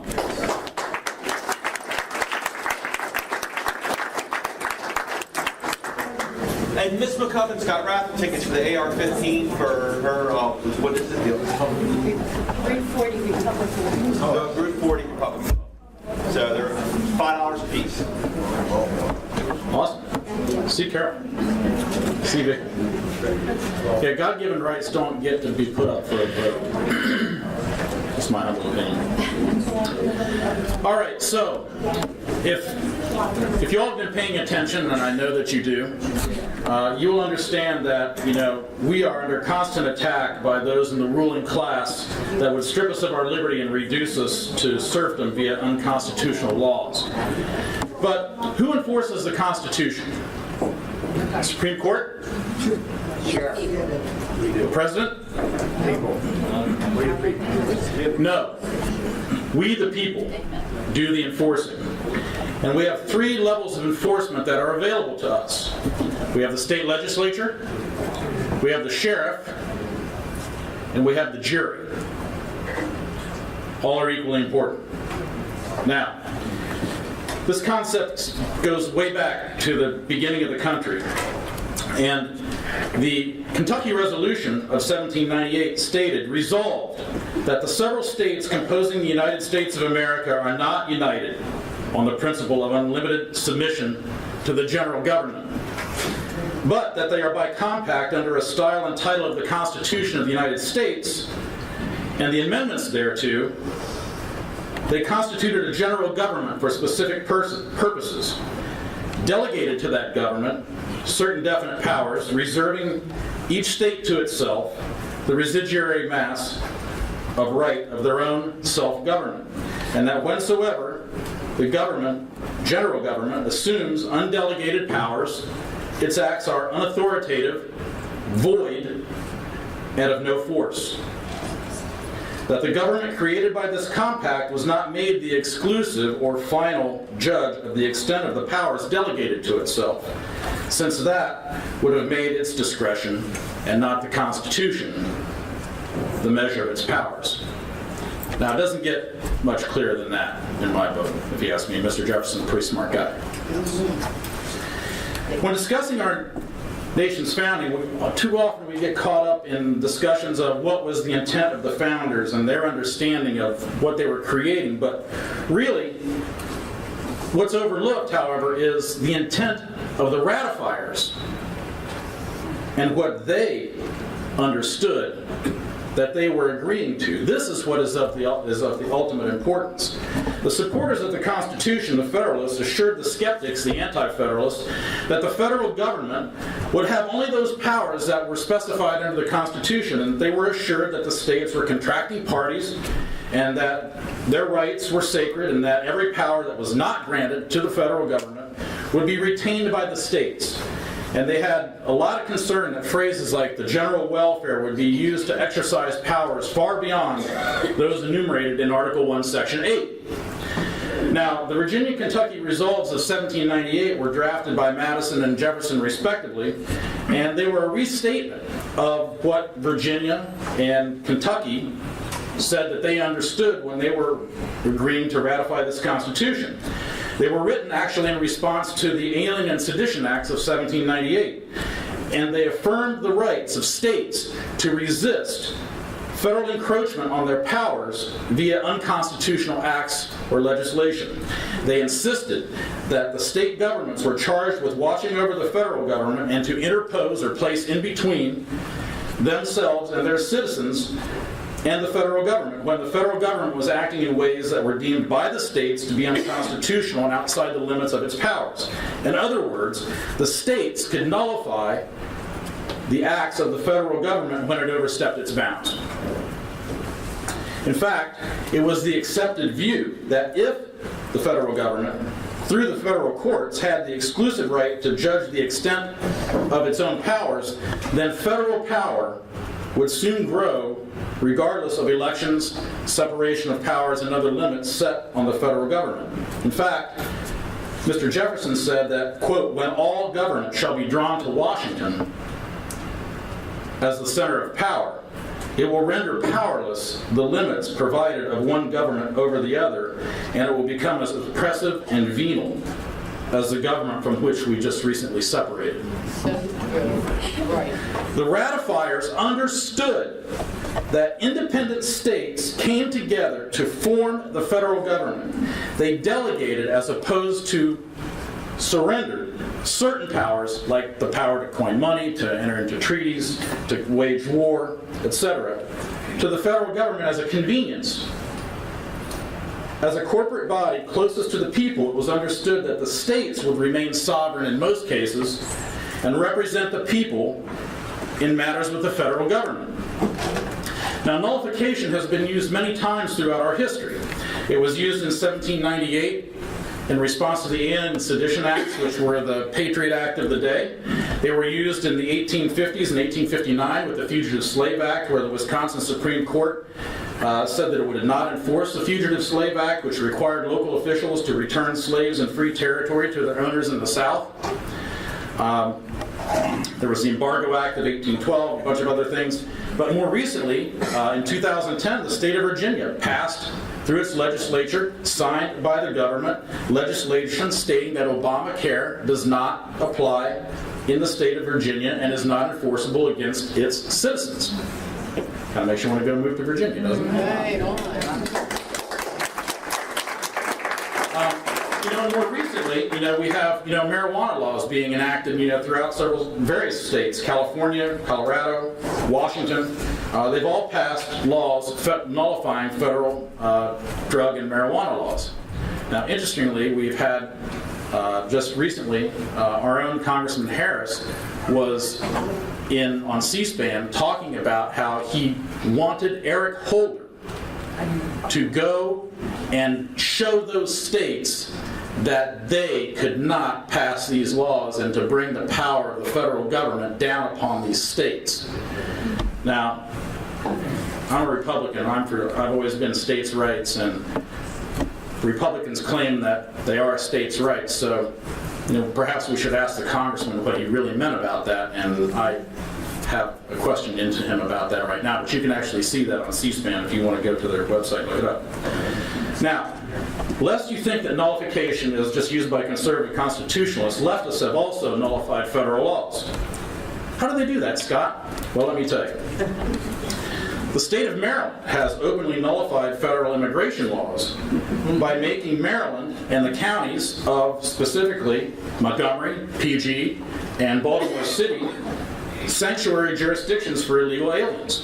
So liberals have no problem nullifying federal laws when it's in their interest to do so. They do so openly, and they're proud of it. So obviously, a survey of the events of our nation over the last 12 years reveals that we are ruled, not governed, by a government that has gone rogue. We have the Patriot Act, we have NDAA with indefinite detention, arrest without charge. We have CISPA, where they're taking control of the internet. We have Obamacare. We have the President of the United States claiming the right to kill any American citizen anywhere in the world without due process. So we must rely on our delegates and senators in the General Assembly to assert our rights under the 10th Amendment and remind them, as Jefferson said, that they are duty-bound to interpose between us and the federal government. Ask your delegates. Ask them if they are familiar with this concept of nullification. And if they aren't, educate them. Now, this approach can work in normal states. However, considering the tyrannical despotism of the Democrat junta in Annapolis, we're going to need a plan B. Okay? But that doesn't give our delegates a pass. Now, our plan B is your local sheriff. The sheriff has the ability to interpose for us. Now, the sheriff is the chief peace officer of the county, the only elected law enforcement official in the county. In many counties, he's the highest elected official, and he is a sworn protector of liberty. It is time that the sworn protectors of liberty, the county sheriffs, walk tall and defend us, their citizens, from enemies of our Constitution and our Bill of Rights. I'm going to watch it, Jeff. Every day we face a stark reality that our constitutional rights are being shredded. Nearly every day, every action taken by the federal government violates the Constitution that sheriffs and the military have sworn an oath to defend. The sheriff may truly be our last hope for saving our constitutional republic and our liberties. Now, I'm a big Thomas Jefferson guy, so I always have a lot of things. I read his stuff a lot because he is unbelievably smart. But here's what he said. Quote, "There is no honorable law enforcement authority in Anglo-American law so ancient as that of the county sheriff, whose role as peace officer goes back to at least the time of Alfred the Great, who was still one of the Saxon kings of England before the Norman invasion, so long time. The office of sheriff has existed for over 1,000 years in English common law and is the oldest law enforcement position in the United States. The word sheriff actually is derived from the shire reeve, sheriff, shire reeve, and the shire reeve was the most powerful English law authority figure. He was appointed by the king to keep the peace in the shire or the county. Throughout history, the sheriff was recognized as the chief law enforcement officer in his county and was responsible for maintaining law and order and being an officer of the peace. The county sheriff is elected by, for, and of the people, and he's one of our last lines of defense against oppressive and overreaching government. The sheriffs are powerful executors of the law, and the supreme law of the land is the Constitution. Now, often there's a dichotomy that exists today between the sheriff's jurisdiction and the jurisdiction of the local police department. A metropolitan area may encompass an entire county or more, but police departments and sheriffs often maintain concurrent jurisdiction in the overlapping area. The sheriff may assume that the local police department will do its duty in enforcing the law, but the primary obligation rests with the sheriff and requires him to act when evidence of neglect of duty exists. As part of the common law tradition handed down from English common law, sheriffs retain the power to summon the aid of a posse, or posse comitatus as it's sometimes called. Ideally, what the posse does is it furnishes an immediate and able-bodied assistance to the sheriff in need. For example, it may help the sheriff.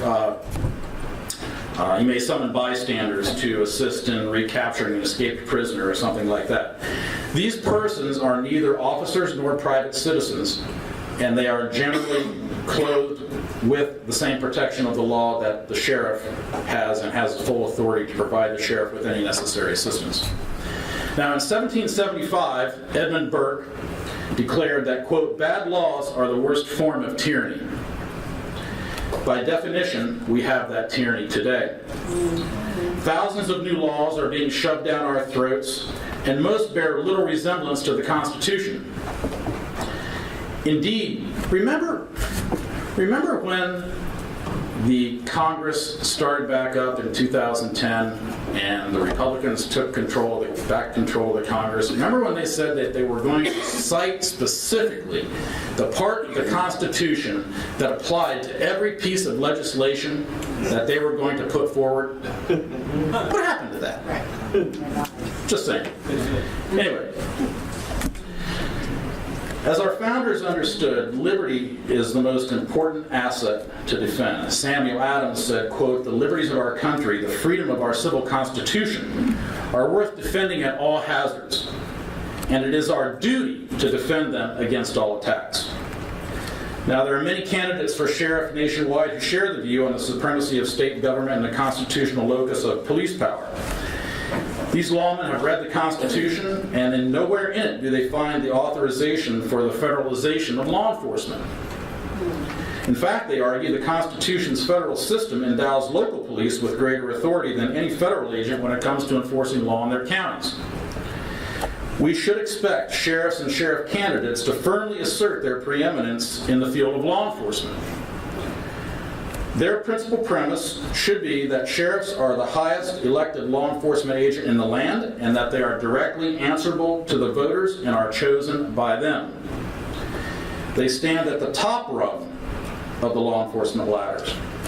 Federal officials, these sheriffs argue, are not on the ladder at all, as the Constitution does not endow the federal government with police power, and therefore the 10th Amendment reserves the right to the states and to the people.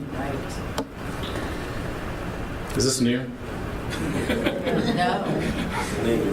Okay. Okay. Now, in 2005, in the state of Montana, a bill was introduced. It was HB 284, and what this legislation did, it required the county sheriff to be notified by federal agents when they're about to enter the state with the intention of carrying out law enforcement actions. The bill provided not only for pre-notification, but that the sheriff must also give consent before federal agents may proceed. These Westerners are so cool, aren't they? Every state legislature, Susan, should draft a similar bill for the next session.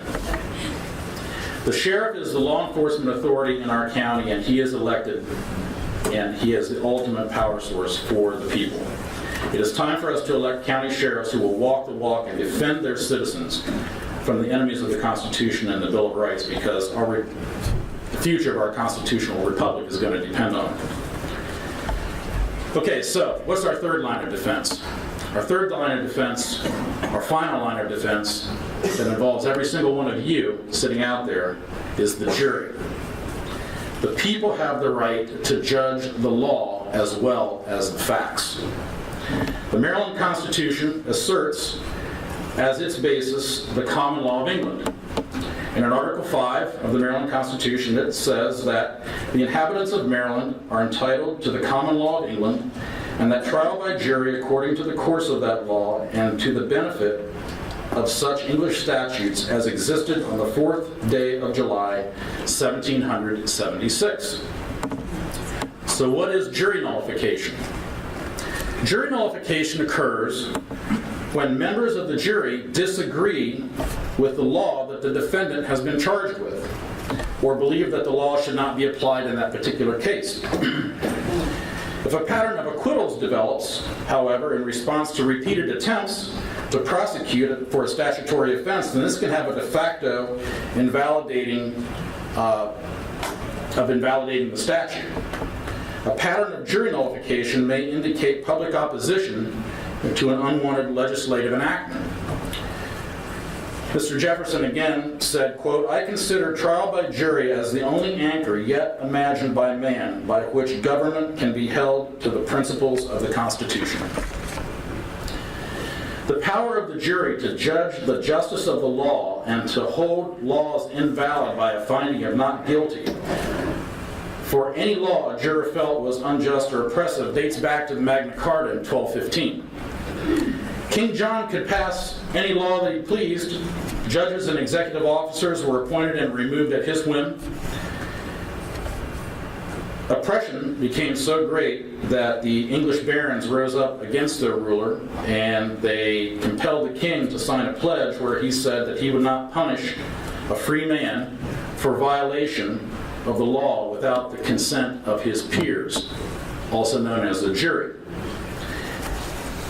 The king, fearing his seizure and the loss of his castle and the loss of his throne, reluctantly agreed and signed the Magna Carta, and thus the liberties of the people were placed in their own safekeeping.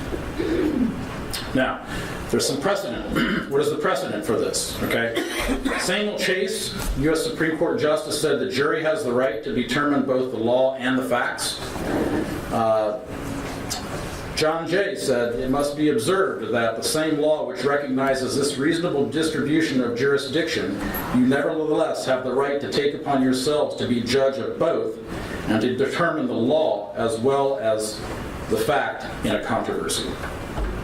And then Supreme Court Chief Justice Harlan Stone also said that the law itself is on trial as much as the cause which is to be decided. Now, in the mid-18th century, this kind of started to change a little bit, and courts and judges and prosecutors began to seek the removal of jurors who were predisposed against the government's case.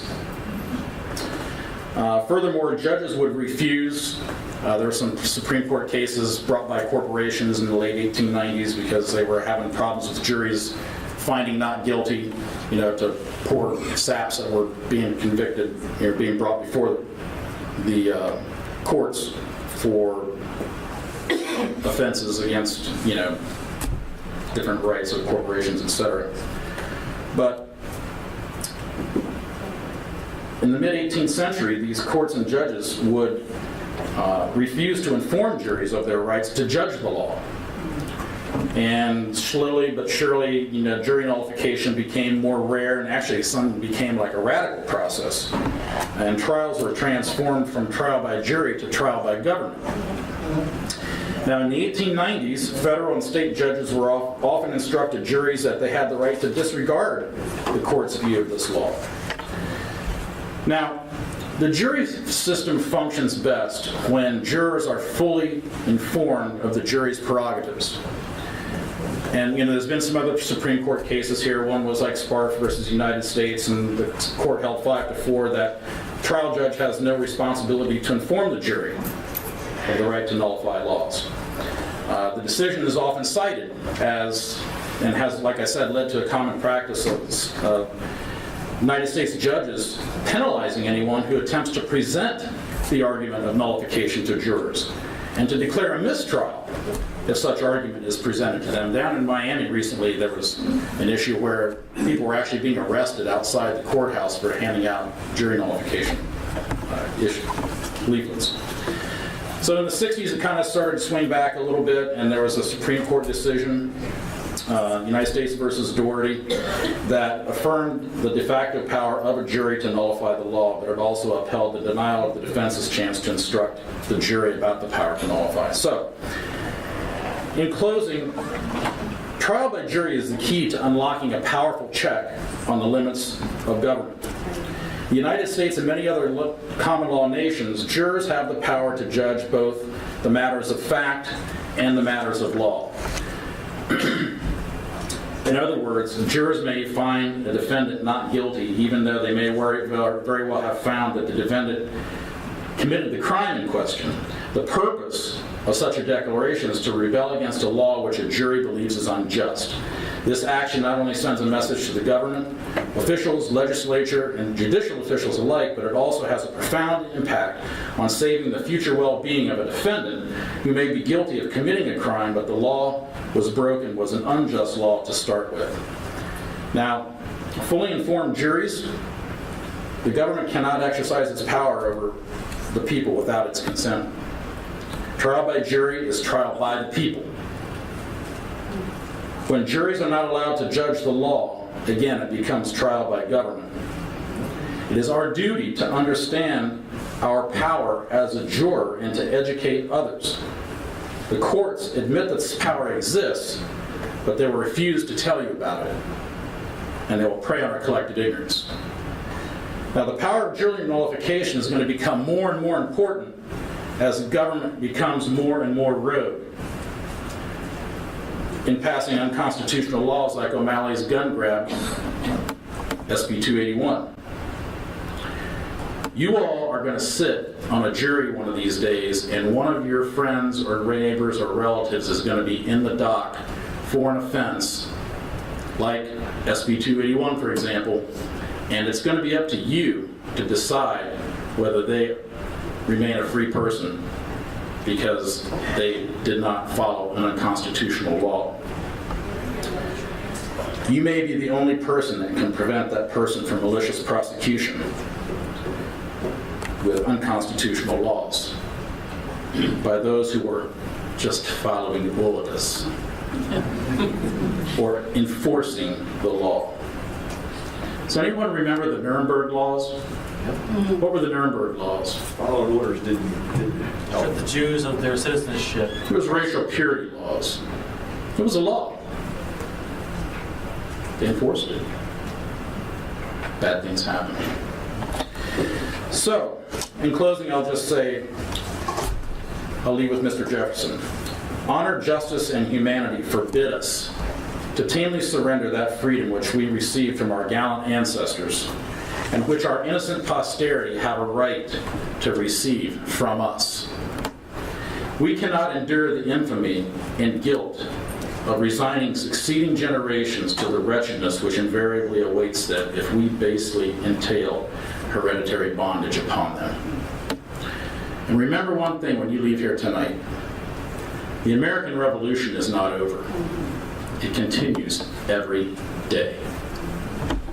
God bless you.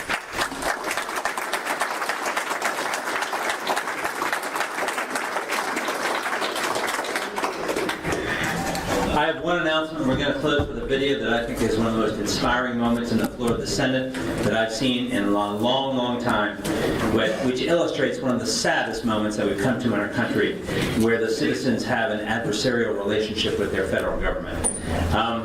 But before we close with that video, I'm just going to make the announcement that every fourth Tuesday, we are here again, Lord willing, at the campaign, at the Knights of Columbus. So the fourth Tuesday in May is the 28th. We would love to see you back here. I think we might be having Dan come back and talk to us some more about some of those things. But you will hear things here that you will never hear anywhere else. And we invite you to come and bring your neighbors. We're going to close with this quick video. Arise today and begin to celebrate John Brennan's nomination for the CIA. I will speak until I can no longer speak. I will speak as long as it takes until the alarm is sounded from coast to coast that our Constitution is important, that your rights to trial by jury are precious, that no American should be killed by a drone on American soil without first being charged with a crime, without first being found to be guilty by a court, that Americans could be killed in a cafe in San Francisco, or in a restaurant in Houston, or at their home in Bowling Green, Kentucky, is an abomination. It is something that should not and cannot be tolerated in our country.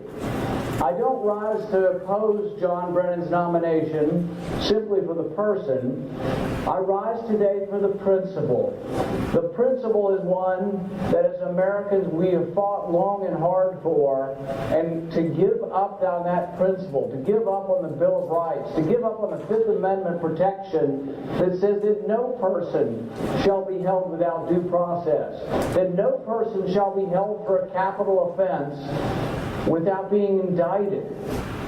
This is a precious American tradition and something we should not give up on easily.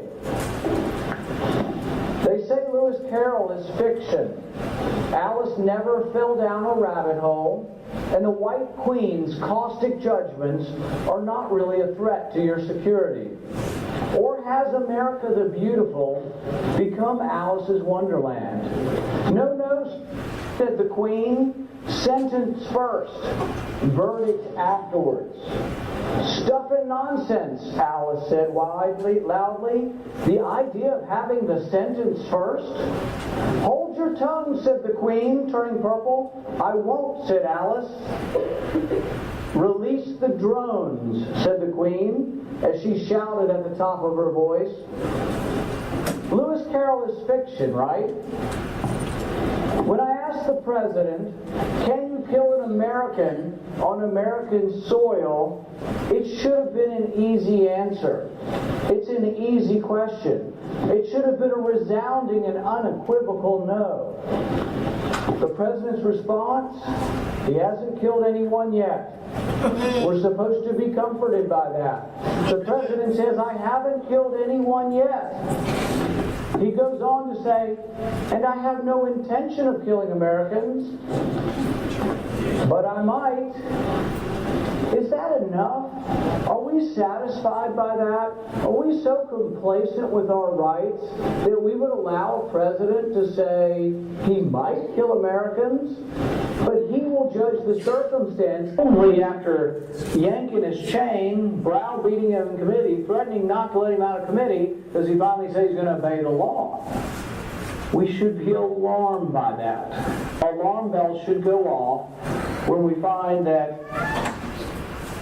what is going on here is it takes that much for him to say that he's going to obey the law.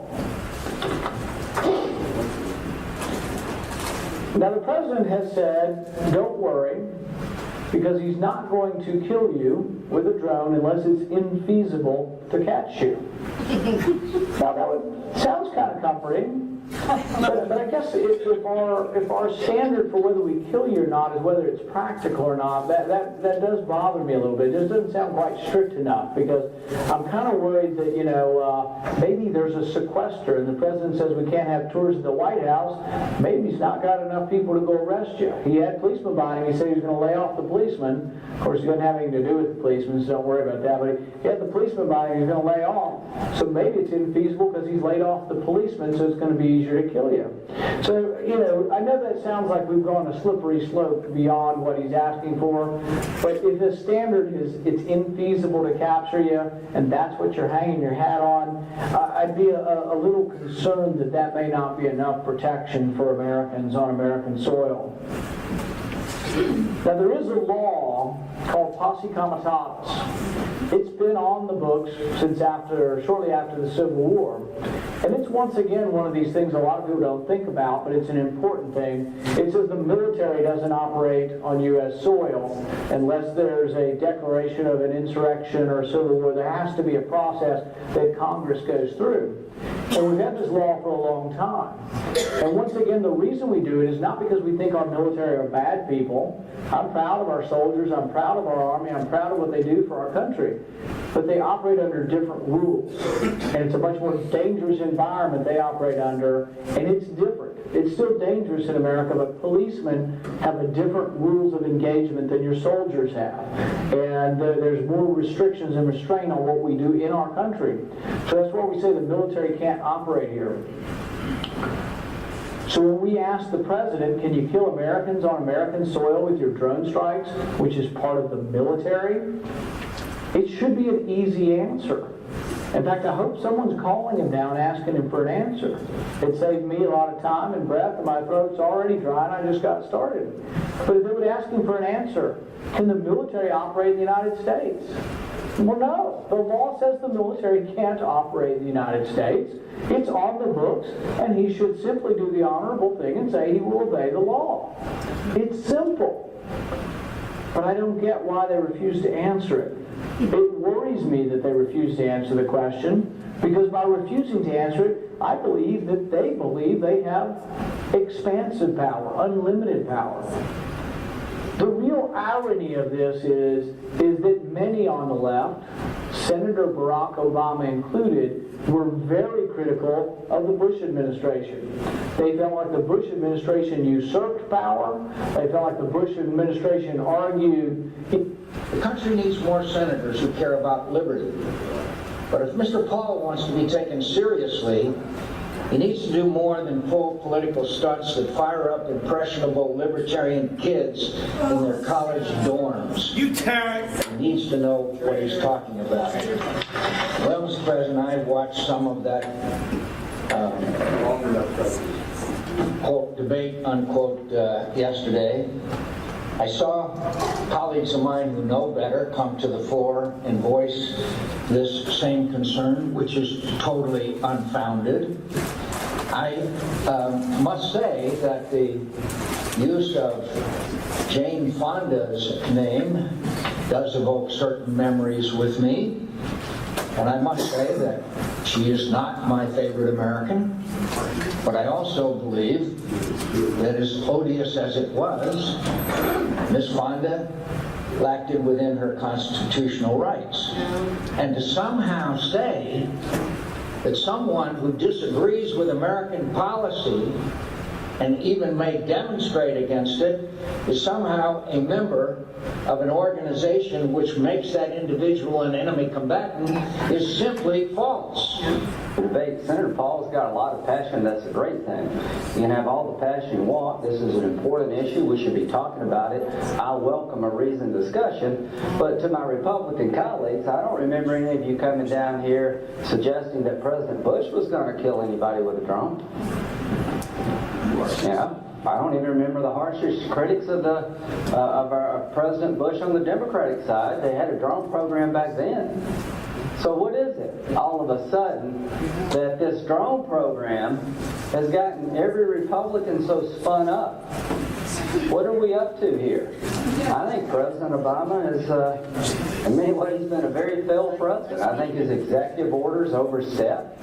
I think he's intruded into the congressional arena by executive order. I think Obamacare is a nightmare. There's 1,000 examples of a failed presidency.